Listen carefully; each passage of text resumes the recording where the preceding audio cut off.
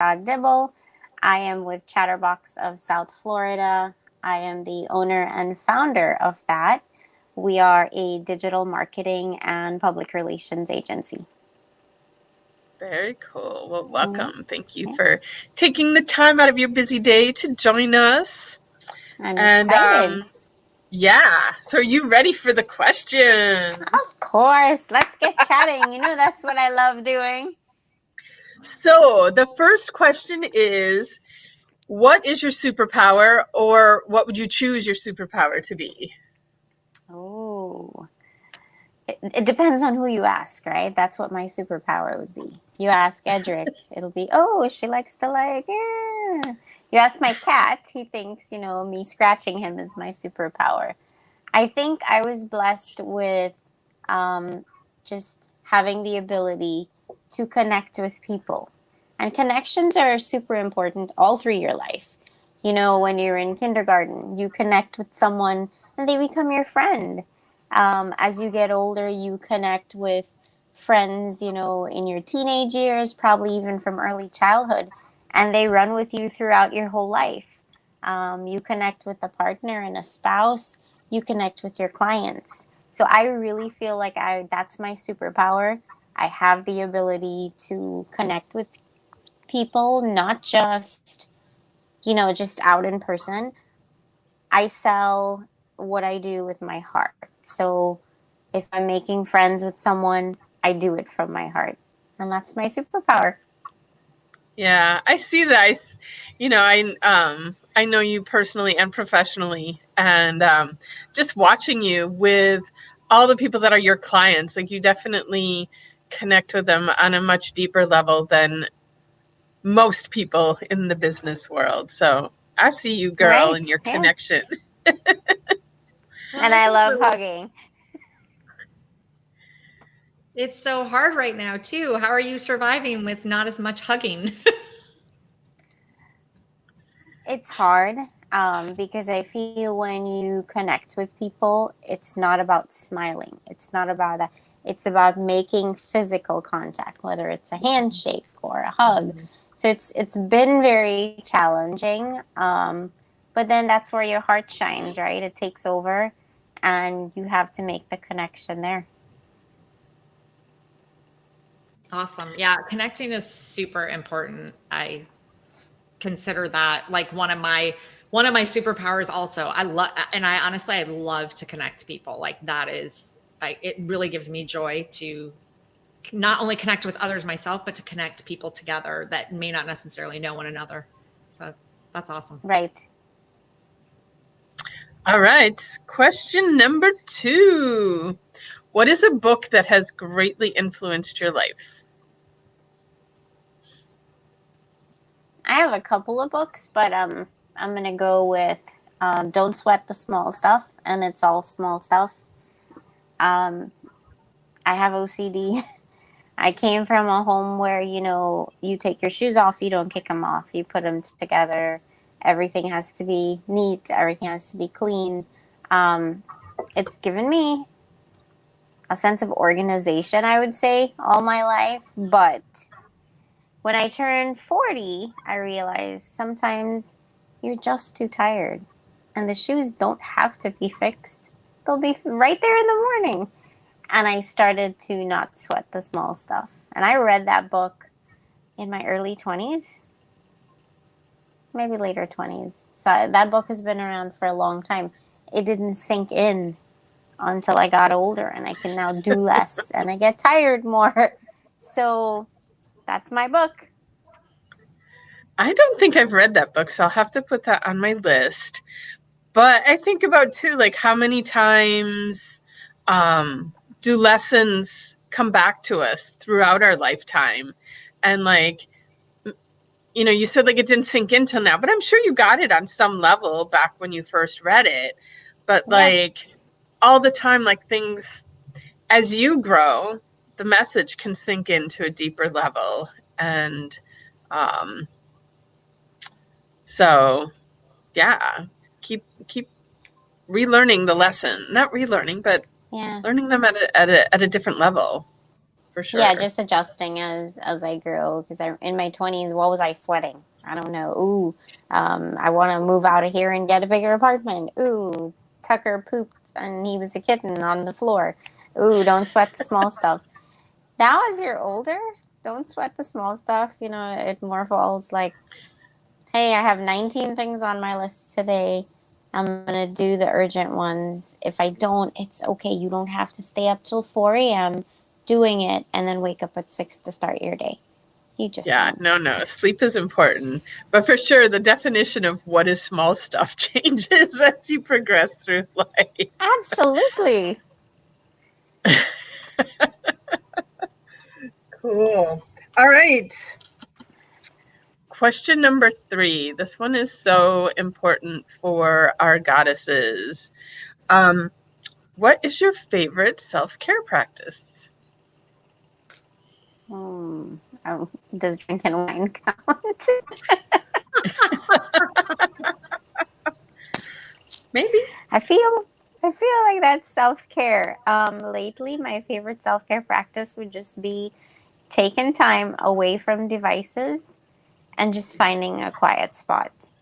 I've been reading more, and that really is helping me to detach at the end of my day, put my phone away, put my iPad away. I want it nowhere near me, and just read.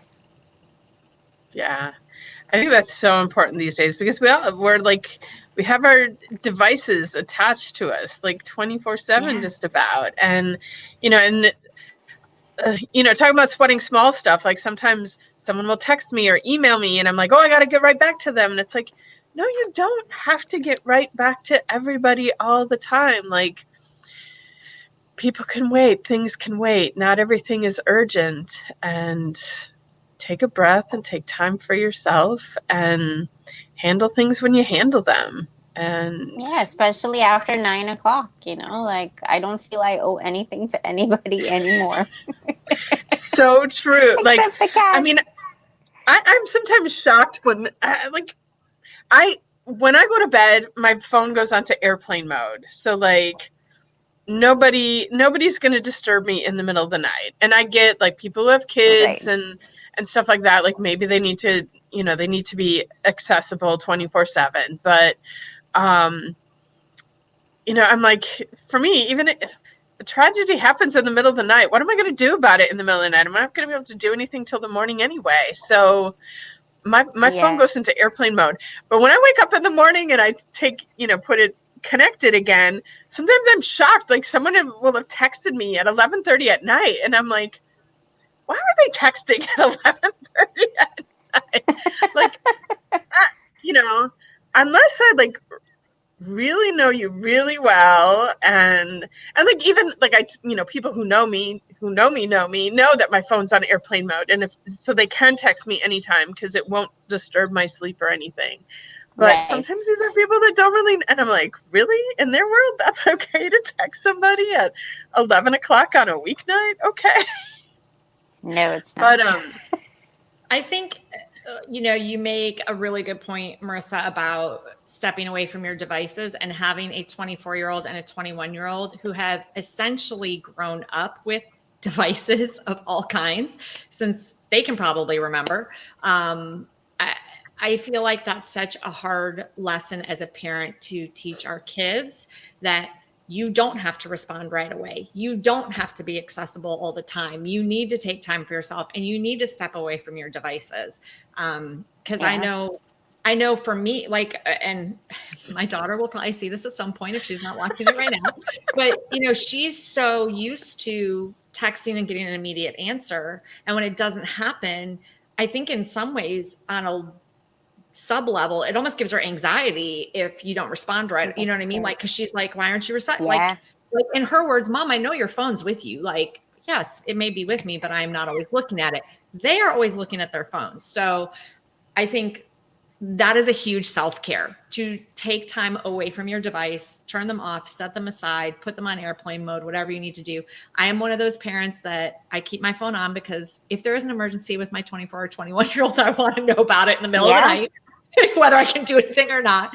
But I do take time away from my device. I stop social media at a certain time of day. I don't look at it before a certain time of day. You know, I make that time to me to get a break from it. You have to. You have to, because it, holy cow, can just be, it almost makes my brain hurt sometimes when I'm on it too much, right? Yeah. For sure. Yeah, for sure. Yeah, like literally. All right. And our last question is on, because we polled our audience before we created this podcast. And the big thing that came up for almost all of these women was, because our lives are so busy now, and how do we get everything done? How do you create accountability in your life? Creating accountability, both personally and professionally. I write everything down. Sure, I come from, a digital marketing background, and, it's just ingrained in our brain to do everything digitally. But 20 years ago, when I first learned organization, it was with pen and paper. And I go back to that. I have it in the form of a journal for my personal life, what my goals are, what I want to accomplish. And then professionally, I have a separate book, and I make sure I write my stuff down, because I have to make myself accountable. If it's not crossed off, it's not done. And who does that affect? I don't like to see it affect anyone's business. So I hold myself accountable for it. Write it down. I love it. This digital world. Yeah. Go ahead, Juliana. Go ahead. No, just saying, like, for me, like, writing something with pen and paper just has such a different energetic feel than typing something into the computer or into my phone. You're tapping into other senses there and other parts of your brain, and it's almost energetically, it feels like there's more of a commitment there when the pen is going to the paper. It makes it real, right? Because you could tell yourself in your head all day long while you're at Publix, oh my gosh, I have to do that. I'm going to put a note on my phone, and you're typing it in. But you turn that phone, or the screen goes blank. It's on battery saving mode, and then you forget about it. You put it on paper, it is there, and it is staring at you and calling you, and, making you feel embarrassed that it's not crossed off yet. So you get it done. I'm right there with you. I'm a pen to paper. We are sitting here and I'm taking notes. I'm a pen to paper girl. That's how I work. And I think, but it's interesting to me because Juliana just said this. For me, it's actually, there's something about physically writing, and it must be the energy of it, that is very soothing to me. It actually weirdly makes me feel it's very calming to me. No matter what it is that I'm writing, it's just something about getting it out on paper. It must be that. It must be dumping it out of my head and getting it onto paper. But I'm right there with you. I have lists. I have journals. I got it all. I think, I kind of feel like it was you, Marisa, but maybe it wasn't. Talking about someone like having lots of no, I remember who it is. It wasn't you. But well, that too, but I'm thinking of someone else. But like having, like, I love, like, I'm in a store and there's like the aisle that has all the journals, and I'm like, oh, I want journals, more, like, just more paper to write stuff down on. And I don't know, there's something, like, I don't want just a plain old notebook, like something to make it special. And then, like, those who know me, I'm a purple person. I write everything with my purple ink. If I don't have a purple pen to write with, it's like tragedy. Like, no, I can't write in black. I can't write in blue. It has to be purple. It's just not magical to write in black. But it does. There is like that feeling, and maybe what you said too, Allison. Like, once you put it down on the paper, it's like you release it from yourself. You release the burden of that energy from yourself. Yes. So there's something that feels good about putting it down on the paper. It's even the whole, like, I don't know. It's the whole like motion of it. I don't know. I can't make sense of it, but it's okay. It's all good. It helps me feel good. That just made me think of like something that like penmanship handwriting is something Like, I'm always drawn to look at how people write. My mom had like the most gorgeous penmanship. Like, everything she wrote was just like perfect. And I always like wished I could write like she did. And so my handwriting, like, you could tell, like, it was definitely stylized after her and how she wrote. But it was like, no matter how much I practiced and what I did, it never looked as good as hers. And when I see other people like today that have good penmanship, I'm just like, wow. But I think being a PT, and especially, I mean, now we're in the digital age in the medical world too, so everything gets put in a computer. But we used to have to handwrite notes, which was like the thing I hated the most about my job. My handwriting has like gone like it's so bad now. But when people can write beautifully, I think there's something special about that too. I don't know what your lady's handwriting looks like, but well, that's so interesting you say that, because a few years back, I realized my handwriting had gotten so bad. And I'm like, what is going on? Like, I actually thought for a minute, like, is something wrong, like neurologically? Like, am I sick? Like, what? Why is my handwriting gone so bad? You know why? Because I was never writing. I was using computer and phone the whole time. I wasn't using that skill anymore. And that is one of the reasons I started journaling again years ago. And if you look back at my journals from when I first started, you can barely read it. I mean, my handwriting's still not great, but it's way better than it was then. I mean, it was so bad.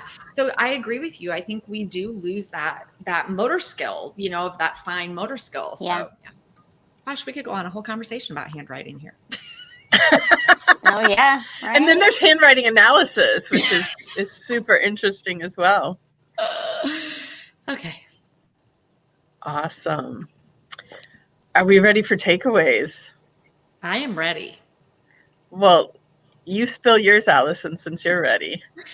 Mine actually is the book that Marisa suggested, is Don't Sweat the Small Stuff, because as I just turned 50 a few months ago and getting older, the small stuff really doesn't matter. Like, the things I used to get upset about in my 30s and 40s, I look at and go, that was just silly. Like, there was nothing I could even do about that. So I think that is one of my biggest, especially as of late, we've had a lot of big stuff happening. So these little things are just not like, it's just fine. Like, so a guy cuts me off on the road. I don't really, whatever. He's probably got some emergency that I don't even know about. Like, I just need to let that go. So I'm like, just learning to not sweat the small stuff. And I've gotten better and better at it. And I don't know if some of it comes with age, wisdom, experience. I don't know. Because in my 20s, everything was a big deal. You said, Marisa, you said nothing. In your 20s, you were like, In my 20s, it was like all a big deal, like every single little thing. And now I'm just like, meh. I loved your point right now too, like when you just spoke about when someone cuts you off. Like, you know, it's so easy for us to get upset at people out there in the world, and we have no clue what is happening in their world. And I think we've all been in that space where we've behaved in a way that it's like, wow, that's not me. That's not normally how I behave. But in the moment, like, you've got crazy stuff going on, and sometimes, you just behave in a way that's not necessarily perceived as great out in the rest of the world. And so just like, you know, instead of getting upset at people out there, just take a breath and, like, you know, send them love and light. Because obviously if they're behaving in a non-nice, loving way, like, they've got shit going on in their life, and they need love. They don't need more anger and hatred spewed out at them. So take a deep breath and send them love and light. You know what? I got to add one quick thing.